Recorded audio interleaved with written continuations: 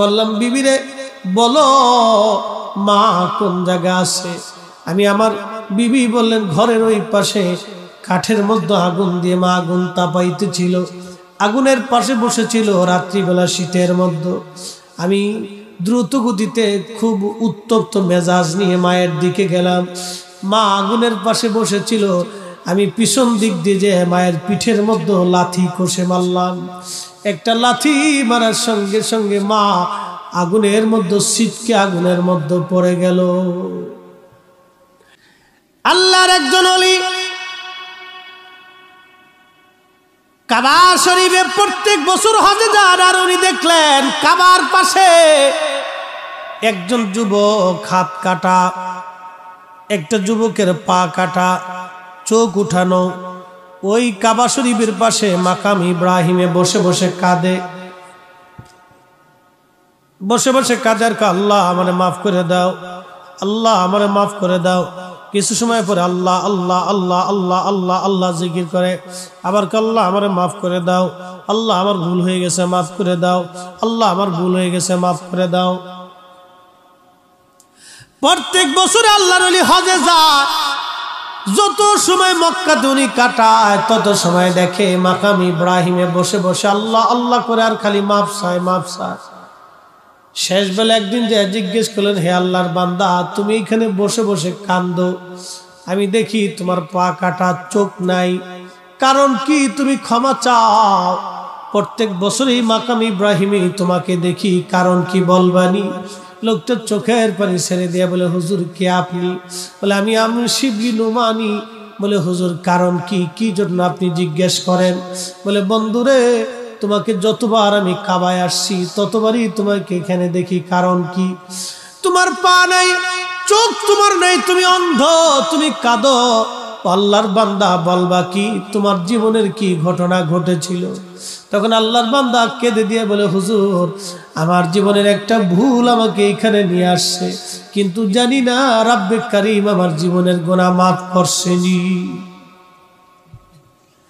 বলে বলো তোমার জীবনের ভুল কি?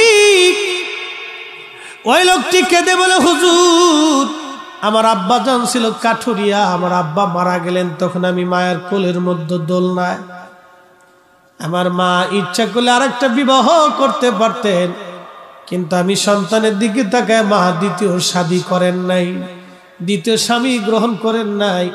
আমার মা আমাকে নিয়ে জীবন সংসার চালাইতে লাগলেন। আমি বড় হলাম, বাবার কাজ কাঠুরিয়ার কাজ আমি ধরে ফেললাম, কাঠ কেটে বিক্রি করে কোন রকম সংসার মাকে নিয়ে চালাইতে লাগলাম। একদিন মা আমাকে ডেকে বললেন, বাসারে তুমি তো বড় হয়ে গেছো, তোমাকে বিয়ে দেওয়ার দরকার। এই জন্য আম্মা জান আমাকে পাত্রী দেখে বিবাহ দিলেন। হুজুর বিয়ে হয়ে যাওয়ার কিছুদিন পরে সংসারে ঝামেলা লেগে গেল। আমার বিবি আমার মাকে সহ্য করতে পারে না, মাঝে মধ্যেই ঝগড়া হয়, ঝগড়ার একটা পর্যায়ে আমি সমাধান করার চেষ্টা করি। হুজুর আমি গরিব মানুষ, কাঠ কেটে কেটে আমি বাজারে বিক্রি করে কোন রকম সংসার আমি চালাইতাম। ও আল্লাহর ওলি, একদিনের একটা ঘটনা, আমি সকালবেলা ফজরের নামাজ পড়ে আমি আমার বিবি সাহেবকে বললাম, বিবিরে আমি জঙ্গলে চলে যাচ্ছি কাঠ কাটার জন্য, দুপুরের খাবারটা আমাকে জঙ্গলায় পৌঁছাই দিও। আমি কথা বলে চলে গেলাম, সকাল সকাল সেদিন বেরিয়ে গেলাম, সারাদিন কাঠ কাটলাম, কিন্তু আমার বিবি আমার জন্য জঙ্গলে খাবার পাঠাই নাই। সন্ধ্যা লেগে গেল, বাজারে কাঠ বিক্রি করে আমি বাড়ি ফিরে আসলাম বাজার সদাই করে। এসে দেখি বিবি ঘরের এক কোনায় বসে আছে। জিজ্ঞেস করলাম, বিবি কি রান্না করেছো, খাবার দাও, সারাদিন আমি বড় ক্ষুধার্ত। বিবি বলল, আজকে কোনো রান্না বান্না করি নাই। হুজুর সারাদিন আমি ক্ষুধার্ত ছিলাম, যখন বলছে রান্না বান্না করি নাই তখন আমার মেজাজ চটে গেল। জিজ্ঞেস করলাম, বিবি কি জন্য তুমি রান্না করো নাই? বলে তোমার মা প্রত্যেক দিন আমার সঙ্গে ঝগড়া করে, আজও ঝগড়া হয়েছে, যদি তোমার মা সংসারে থাকে আমি থাকবো না, আমি থাকলে তোমার মা সংসারে থাকবে না। ওই লোকটি কাদের বলে, হুজুর শয়তান আমাকে পেয়ে বসলো, আমার জীবন ধ্বংস করে দিল শয়তান। এমন ভাবে আমাকে পেয়ে বসলো, আমি বুঝতে পারি নাই। শয়তানের প্ররোচনার মধ্যে পড়ে গেলাম। বললাম, বিবিরে বলো মা কোন জায়গা আছে। আমি আমার বিবি বললেন, ঘরের ওই পাশে কাঠের মধ্যে আগুন দিয়ে মা আগুন তাপাইতেছিল, আগুনের পাশে বসেছিল রাত্রিবেলা শীতের মধ্যে। আমি দ্রুত গতিতে খুব উত্তপ্ত মেজাজ নিয়ে মায়ের দিকে গেলাম। মা আগুনের পাশে বসেছিল, আমি পিছন দিক দিয়ে যে মায়ের পিঠের মধ্যে লাথি কষে মারলাম। একটা লাথি মারার সঙ্গে সঙ্গে মা আগুনের মধ্যে ছিটকে আগুনের মধ্যে পড়ে গেল। হুজুর, মা যখন আগুনের মধ্যে পড়ে যায়, আল্লাহর ওলি রে, আমি তখন আমার হুঁশ ফিরে আসলো। আহা, আমি করলাম কি বড় সর্বনাশ আমি করে ফেললাম। আল্লাহর ওলি মাকে টান দিয়ে আমি বের করে নিয়ে আসলাম। আনার পরে দেখি মা আর দুনিয়াতে নাই, দুনিয়া ছেড়ে মা বিদায় হয়ে চলে গেছে। হুজুর, আমি পাগল পারা হলাম। যেই জননী ছোট্টকাল থেকে আমাকে বড় করে তুললো, আজকে বিবির প্ররোচনায়, ক্ষুধার যন্ত্রণায়, আমি অভাবের তাড়নায় আজকে মাকে লাথি মেরে আগুনের মধ্যে ফেলে দিলাম। হুজুর, বিশ্বাস করেন, আমি আমার মাকে জানাজা পড়াইলাম, কবরস্থ করলাম। কবরস্থ করার পরে আমি যেই বিবির প্ররোচনায় মাকে লাথি মেরেছিলাম, চিন্তা করলাম না, এই বিবি আর ঘরে রাখবো না। বিবির সাথে আমার তালাক হয়ে গেল, সারাসারি হয়ে গেল। আমি বিবি জুদা করে দিলাম, তালাক মেরে দিলাম। হুজুর, বিশ্বাস করেন, এরপরও আমার মন মানে না। চিন্তা করলাম না, তওবা আমার হয় নাই, এরপরও কি মালিক আমাকে মাফ করবেনি। বাড়ি চলে আসলাম, চিন্তা করলাম যে পা দিয়ে মাকে লাথি মেরেছিলাম, এই পা আর রাখবো না। এই পা আমি বেঁধে নিয়ে কোরাল দিয়ে নিজে হাতে পা কেটে ফেললাম। হুজুর, এরপরেও আমি চিন্তা করলাম, যদি আল্লাহ মাফ না করে, যেই চোখ দিয়ে আমি আমার মাকে দেখে লাথি মেরেছিলাম, হুজুর, আমি নিজে ইচ্ছায় চোখ দুটি নষ্ট করে ফেললাম। যদি আল্লাহ মাফ করে, তারপর আমার মনে শান্তি হয় নাই। আমি মাকাম ইব্রাহিমে বসে বসে কাঁদি, যদি আল্লাহ ক্ষমা করে, কিন্তু এখনো শান্তি পাই নাই। মাফ হইছে কি? এখন আমি খবর পাই নাই মাফ হইছে কি? আপনি তো আল্লাহর ওলি, একটু মোরাকাবা করে দেখেন আল্লাহ আমারে মাফ করছেনি।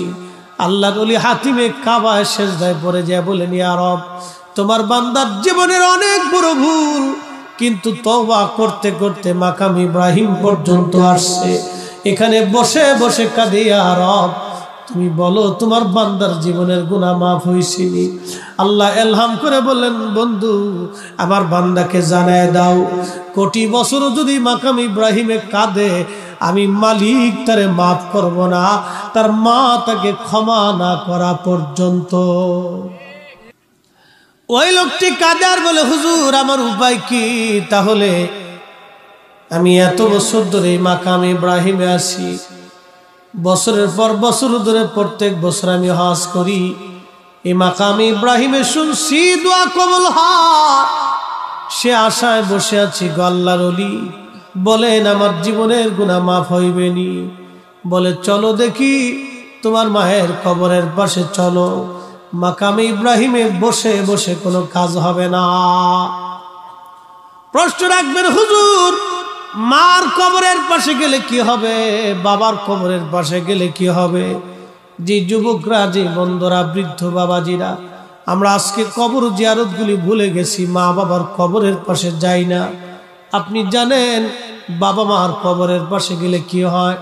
যখন আপনি যা থেকে সালাম দিবেন, তখন বাবা কবর থেকে সালামের জবাব দিয়ে বলে, দেখছো আমার খুকা বুড়া হয়ে গেছে, কিন্তু আমি বাবার কবরের পাশে দাঁড়ায় গেছে। মা ডাকবে, দেখছো আমার ছেলেটার দাড়ি পেকে গেছে, তারপর আমার ছেলে আমার কবরের পাশে দাঁড়ায় গেছে। ওই সন্তানের জন্য বাবা মা তখন খুশি হতে থাকে। যখন সন্তান কবরের পাশে দাঁড়ায় কিছু জিয়ারত করে, বাবা মার জন্য দোয়া করে, তখন কবর থেকে বাবা মাও দোয়া করতে থাকে। একবার জোরে বলা যাবে কি সুবহানাল্লাহ? ওই কবর থেকে তারা চিনে, তারা দেখে। আপনি দেখেন না, আপনি চিনেন না, সেটা আপনার দোষ। ওই কবর থেকে তারা চিনে। আপনি যে কবরের পাশে যে দাঁড়িয়েছেন, সালাম দিছেন, ওই কবরওয়ালা আপনি চিনে, আপনাকে দেখে, আপনি দেখেন না। তা না হলে সালাম দেওয়ার অর্থ কি? যে সালামের জবাব দিতে পারে না, সালাম দিতে শোনে না, তাকে সালাম কি করে দিবে? প্রত্যেক কবরওয়ালারা আপনাকে দেখে, কিন্তু আপনি দেখেন না। প্রিয় নবীজি একদিন বদরের প্রান্তরে কাফেরদের লাশগুলি কুয়ার মধ্যে ফেলে দেওয়া হয়েছিল। বদরের সেই কুয়া এখনো আছে মসজিদের পাশে, বদর মসজিদের পাশেই কুয়া। এই কুয়ার পাশে দাঁড়ায় নবী বলতেছে, এ উতবা, সাইবা, আবুল আহাব, মুগিরা, আবু জেহেল, তোমাদেরকে না বলেছিলাম, কালেমার দাওয়াত দিয়েছিলাম, বুঝলি? আজকে তো আল্লাহর কাছে চলে গেছিস, বুঝতো এবার, দেখতো আমি সত্য না মিথ্যা, এখন আল্লাহর কাছে যে বুঝবি। হযরত ওমর পিছন থেকে বলেন, ইয়া নবী আল্লাহ, ওরা তো মরে গেছে, মরা মানুষকে কথা শুনে। নবী বললেন, ওমর, ওই মালিকের কসম করি যে মালিক আমাকে সত্য সহ নবী করে পৃথিবীতে পাঠিয়েছে, তুমি যেরকম শোনো তোমার চাইতে তারা বেশি শোনে, তুমি যেমন দেখো তোমার চাইতে তারা এখন বেশি দেখতেছে। কাফেররা মরার পরে দেখে, তো মুসলমান কি করবে বলেন তো? এই জন্য কবরের পাশে যাবে। এই যারা পিতামাতা কবরে চলে গেছে, মায়ের কবরের পাশে যে দাঁড়াবেন, হাত তুলে কেঁদে দিবেন। বাবার কবরের পাশে দাঁড়াবেন, প্রত্যেক জুমাতে যাবেন, প্রত্যেক ফজরে যাবেন, সুযোগ হলে, কাজ না থাকলে প্রত্যেক ফজরে বাবার কবরের পাশে দাঁড়িয়ে যাবেন। এই আমল ভুলে গেছি আজকে আমরা, এই সুন্নতের কথা মনেই নেই আমাদের। আল্লাহ রাসূল বলেন, শেষ জামানাতে আমার একটা সুন্নতকে যদি তোমরা আঁকড়ে ধরো, ঠিকমতো পালন করো, 100 শহীদের সওয়াব তোমাদের আমলনামায় হবে। আরো জোরে।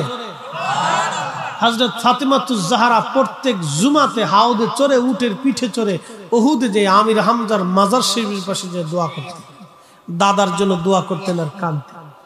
দাদা খুব ভালোবাসতো ফাতেমাকে। হযরত আমির হামজার দাদা ছিলেন, খুব ভালোবাসতো ফাতেমাকে।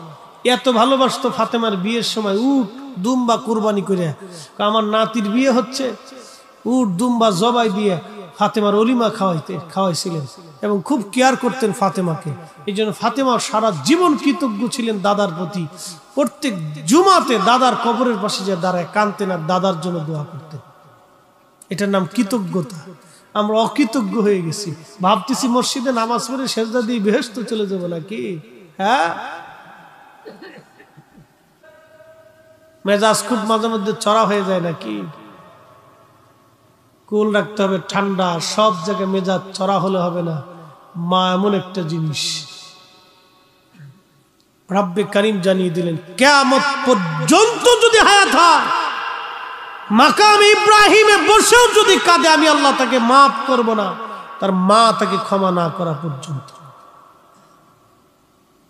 মোরাকাবা থেকে উঠে জামার কলার ধরে বলতেছে, বেটা এখানে বসে কাঁদলে কাজ হবে না, তোর মায়ের কবরের পাশে যা। তুই যে ভুল করেছিস, মাকাম ইব্রাহিমে বসে কাজ হবে না, যা তোর মায়ের কবরের কাছে যা, মাপ চাইতে থাক, দেখ তোর মা তোকে মাফ করে কিনা। যদি ওখান থেকে মাফ হয় তো আরশে আজিম থেকে মাফ হবে, নতুবা কোটি বছর কাঁদলেও তোর মাফ হবে না। এক বাক্যে শেষ। এরপরও যদি কারো পিতামাতারা বাধ্য হতে মন চাইতে হবে না, অসুবিধা নেই, কিন্তু আল্লাহর আদালতে দাঁড়াইতেই হবে বাপ। এখান থেকে নিস্তার পাওয়ার কোনো সুযোগ নেই। মেহেশরে আল্লাহর সামনে দাঁড়াইতে হবে।